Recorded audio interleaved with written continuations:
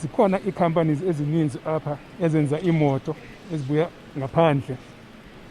Okwangoku from ifactory yethu eRoslyn sisupplya kwi-Mercedes ne-BM car, whereas apha sisupplya to i-Mercedes-Benz 100% apha from eBerlin.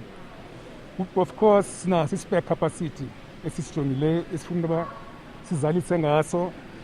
Zikhona iikhampani ezinjengo-VW, ooToyota, abo-Isuzu, abo-Nissan,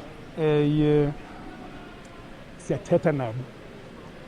So sijonge ukuba sibenzele nawo. As you must remember, we are a tier 1 supplier ngoku, asiyo subcontractor omnye umntu.